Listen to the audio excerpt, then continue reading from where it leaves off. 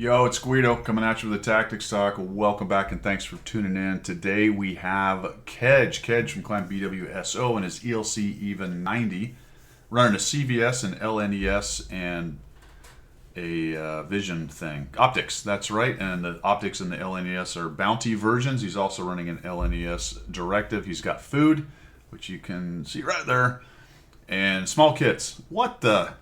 And not very much APCR, but he's in his Even 90 bottom tier.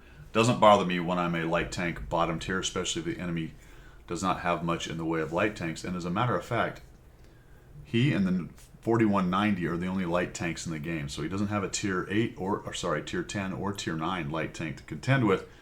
He sent me this. This is all part of a scout week. I'm glad I could actually get to this. I thought we were going to have a problem with the versions with the release of the Panzer Children, but it looks like it works, and off we go. Let's find out how Kedge plays the Even 90. Now, what he said was keep moving. Keep moving. I haven't seen this yet.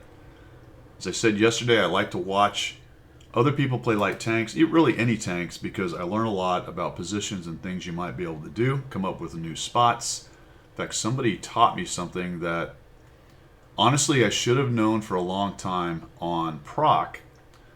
The magic bush, there's actually a fence before you get to the magic bush. I saw it. I've knocked it down 100,000 times. I never really thought about it that closely because you can look and see if it's been knocked down and you'll know if someone's up there.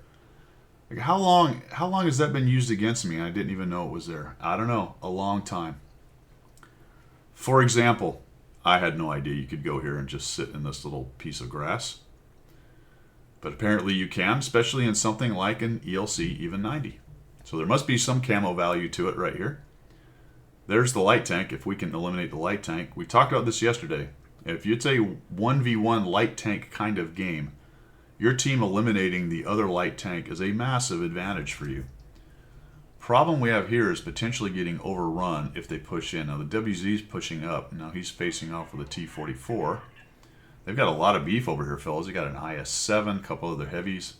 It looks like their T-95 Chieftain is over here. Yikes. Which should leave, theoretically, the green team's heavies in a really good position up there in the northwest. Why is there an IS-7 camping? Is that really what's happening over here? Is that what that is? It is. It is. Our IS-7 is... Oh my gosh. Okay. Last game we had a Minotauro yesterday. Remember, he said he didn't have any ammo. I don't know if that was true. I really didn't pay attention to whether he shot or not. It was a face stomp anyway, so it probably didn't matter. Looks like the strength on strength part of this battle, strangely, is down here. This is unusual, fellas. Down here in the southeast. You don't see that very often. But they did send their IS-7 and their T-95. Where's the Super? Super is up in the north. And Kedge is going to start moving. So he did note when he sent this to me, just keep moving. And for the first part, he was just sort of hanging out there. I think this is probably a good idea because you weren't really spotting much else over there. Your guys are in a face-to-face, face-smashing event. Possibility of maybe going up on the carrier? I don't know. Most everything seems to be down here, fellas. IS-7's pushing in. They are sort of beating our guys up. We lost our WZ. Kedge is sort of trying to figure out what he can do over here. There's a Pantera. And now we got a 704 out in the open. Oh my goodness. Went on to a reload. Why did we go on a reload? Did we switch over to... We didn't shoot anything, did we? Well, I wasn't paying close enough. Oh my gosh, no, this dude's just coming at us like a spider. Somebody kill this dude. We gonna try to kill him? Oh no. Oh no. There was a WT waiting. That was extremely lucky, man. Extreme. That WT, I feel for the WT. That's my experience shooting at little tanks like this. Chars, G-Sors, this thing. All these little tanks with a bunch of weird little angles. It seems like they're always catching those strange little bounces. Look at this, guys, using just a little tiny piece of grass. There's like 2 blades here in a fallen bush. Gotta love it. Didn't matter anyway, because now he's out in the open and still not spotted. Remember that light tanks keep their camo while they move. That's a great advantage. We are down to 2 shells, though. And we're going to go futz around in the water. The geothermal. Oop, oop, okay, there we go. Found that guy. Okay, there goes the T50.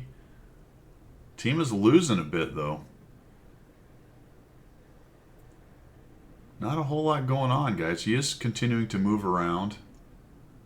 Bit of a stalemate up there with the IS and FV. T-44 has decided to come down here. We're going to have to kill him. Can't let him do what he's doing.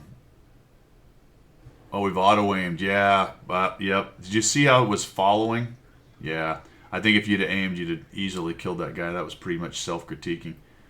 Trying to stay out of getting drowned and also not be hit. Well, this is dicey, but we do have 3,163. Unfortunately, we do not have a kit ready, so we can't fix our gunner. We're attempting to not drown here. The T-44 is moving around a bit. Oh, did he see us? I have no idea. Seems like he did. Kedge moving around, just sort of keeping close. Keep an eye on this T-44. Knocking down bushes, trees, shrubs, and flowers. We need to kill that T-44. There we go. There we go. 3,362 now. Hit C, get on a reload. See, I've never really taken a scout and worked this part of the map this long. Very interesting. Going to move back to the middle, it looks like. Very strange that our heavies in the north have not managed to win. We've taken a lead, though. We're at 7-4 now. Less of a lead, 7-5. Pantera has 10 hit points. There goes another guy. Now they've evened it up a bit, 7-6. Yeah, oh, okay. I was going to say maybe I'd go take the hill, but it looks like the Progetto 66 is right here. With a lot of hit points. Very tempting to pop up and over right now, but notice the Su-30, the AAT-60 thing, the Pantera. There's a lot of Camp-A-Llama ding-dangs up there. We might make it up the hill here. It's possible the Progetto will be too far to see us. We're about to find out, guys. Fix your gunner. Is he going to make it? All right, one thing I do here, just FYI, it looks like he's going to take a shot potentially. Once I cross over and I know someone's over here, I go all the way to this side and hug this side because it makes the shots harder for them as opposed to staying on the left side. I go to the right side. Looks like there's a char up here. I didn't notice that. Look how slow the turret is. There we go. We fixed our gunner? We did fix her. Uh-oh. Oh, we've lit him on fire. Don't see me. He saw me. Another thing you can do there is sort of hug the edge of that when you shoot, although it looked like he was backing up the first time. You should be dark here, so this is not a bad plan. All right, we're going to give up on that. Give up on that, come up top. Maybe we can get rid of the 252U, potentially. No U. All right, there's the Super Conqueror. Down goes their T-50, starting to build an advantage now. Build back an advantage. Where's the 252U? This is a great spot for getting shots like this, but it's also a great place to get killed because it's hard to get to cover once you get seen. Come up over here, zoom nicely in, we'll just finish this guy off. There we go. Oh, yeah, you should assume someone's going to see you. Oh, geez, what's going on?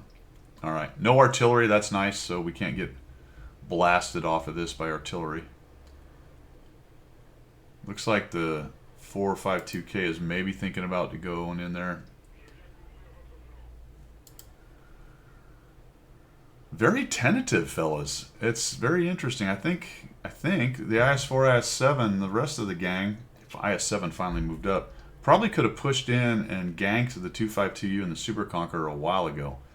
But everyone just wants to play the careful peek and poke game. There's the 10 hit point Pantera. Can we finish him off? Maybe. Takes forever for this thing to zoom in. Is this going to hit? Yep. Oh boy. What? Okay. Second time's the charm. Second time is the charm, Kedge. 3,362 assist, 322 damage. And now where the ELC becomes extremely dangerous. This is the worst feeling when you're in a TD. When you know there's an ELC even 90 raging around. Well, I probably wouldn't have done that. That's all right, though. Didn't matter. Nobody saw you. Well, they may have saw the tree go down. May have seen the tree go down. I guess they're all over here. What are we missing? Looks like they are all over in this area of the map. Very, very strange. Is one here? Yes. Hello. 1, 2. Oh, you could have done it. You could have stood in. You were a one-shot, though, so he may have snapped you. We hit C, go for the reload. Hide down here. Now he's getting shot in the back by the G-Sor. There he is. Oh, he had no chance. No chance. Cranks it up to 4,083 assists, 701 damage. Like I said, the worst feeling of all time. A TD trying to stave off defeat, and you know they have an ELC even 90. You just know you're going to get outspotted, and it's just going to be very depressing. This guy has no chance. He doesn't even know we're here. And we close out one more for 3 kills, man. 4,083, maybe a little bit more. I don't remember what the card said. I think I have the card on this. 790 damage. And it was quite a bit of movement, actually, with the ELC. And it's a way you can play the Manticore ELC. Most light tanks will do the same thing, but especially the very stealthy ones. You can grab in those little tiny bushes where there's like 2 blades. Did a nice job spotting what was coming down there to the southeast. His team sent enough guys to hold them. It looks like they eventually won as well. Congratulations to the IS-7 for eventually playing the game. Would have been really nice if he'd have moved forward earlier, because I think between him and the IS-4 and the 4.52, they could have closed out that northwest corner much earlier.